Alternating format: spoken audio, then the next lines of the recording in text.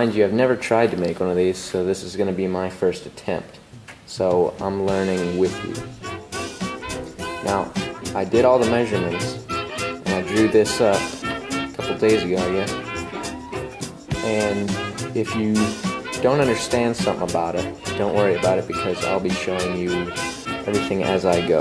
I got 4 scales that are going to be on top of each other, and they're going to be pinned together with shims in between it, so that the blade can fit between it. This is 3/16 inch thick mild steel, that's a 1/2 inch wide. Now, if you looked at the drawing I made, it's going to taper to 5/16 at the tip. Don't ask why it's 5/16, I don't know. Right now I got to drill the holes for the pins, because I'm going to pin them together when I sand them, so that both of them end up being the same. Don't forget to clamp it down, because it's going to spin.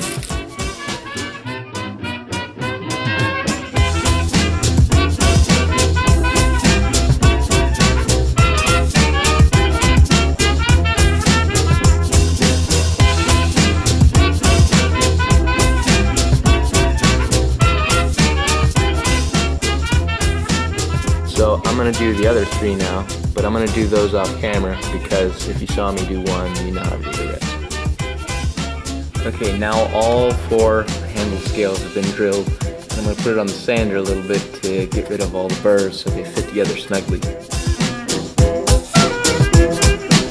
Black carpet, I'm in trouble. Black carpet, I see trouble.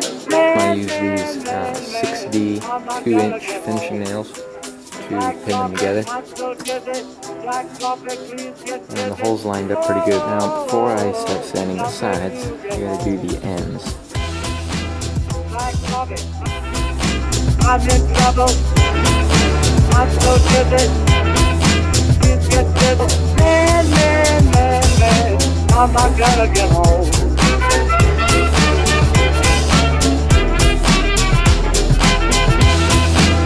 Black carpet, I'm in trouble.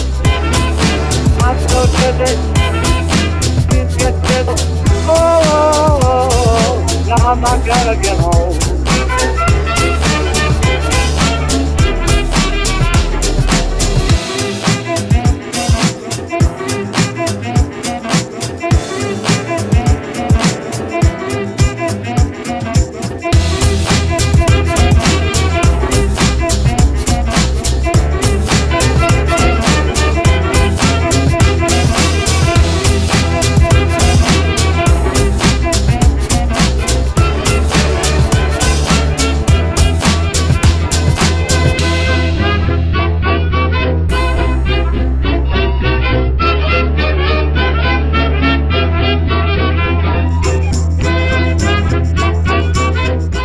So it's a new day. What I decided is that I should go with a full taper on these, because if I had just tapered them down to here, it would have been spread apart too far, and then the blade would have had been too wide. So I started doing a full taper on these, still have to finish them. So now they fit together a little bit better, and it's closer to what I had marked out for the blade width. So right now what I'm going to do is round the edges off on the sides that are going to be facing outward.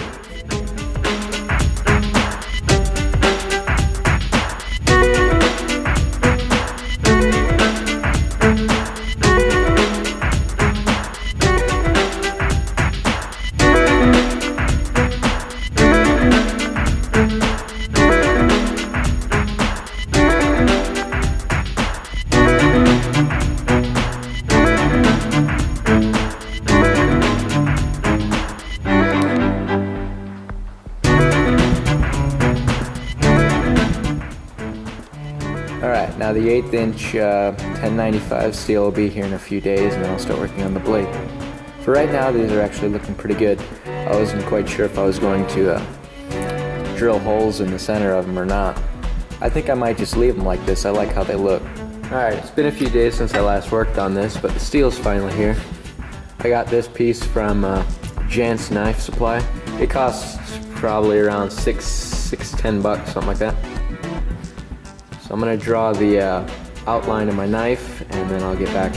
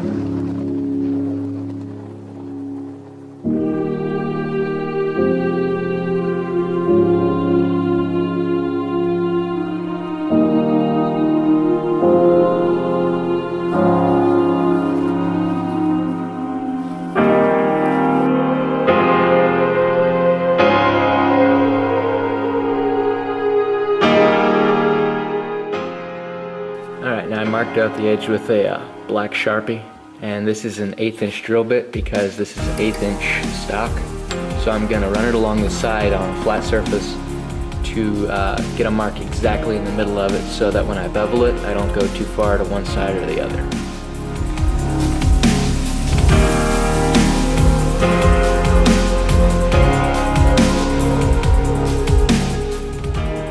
You can see a line going down the center.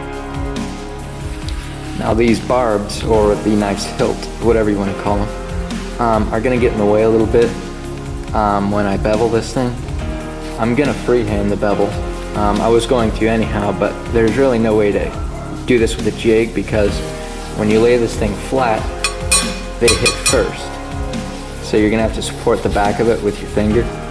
It's just going to make it a little bit tougher, but if you're steady enough, it should work out fine.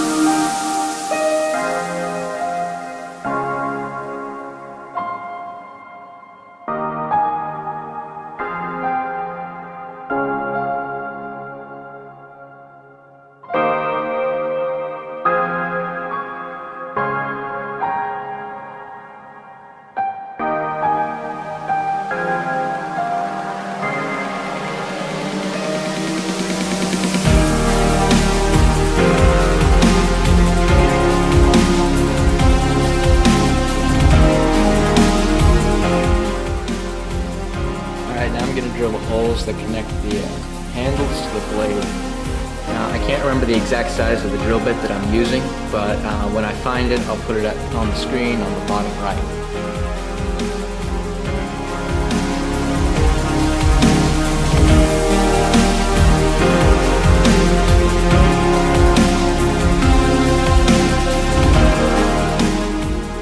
Alright, now I'm going to drill out the guide pin that'll be between the handles and the blade when it's open to stabilize it.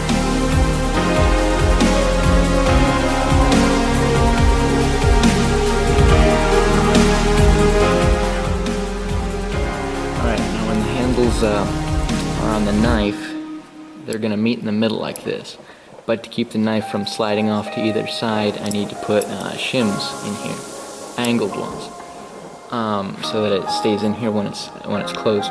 Now the blade's pretty close to these pinholes, but I can work around that. I'm just going to put a piece of 1/8 inch steel in here that starts about here and then angles off into here.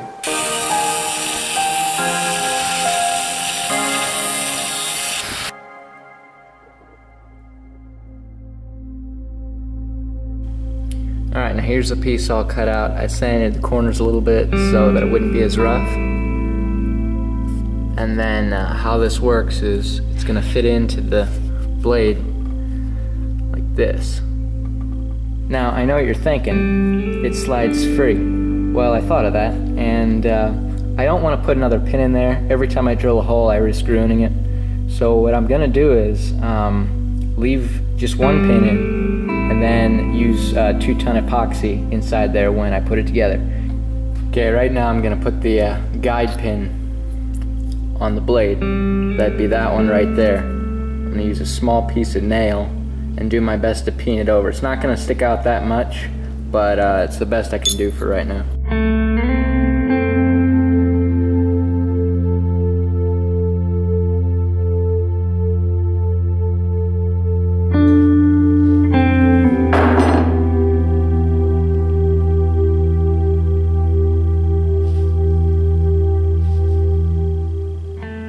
Now I'm going to pin the handle. I have a small length of nail in there and it's going through to the other side. I left about 1/8 on both sides. I'm going to pin it, but not quite all the way. I'm going to leave it a little bit flexible, and then I'm going to fill this with epoxy and then sand it off, and then I'm just going to leave this end open, and I'll put the blade on later when it's hardened.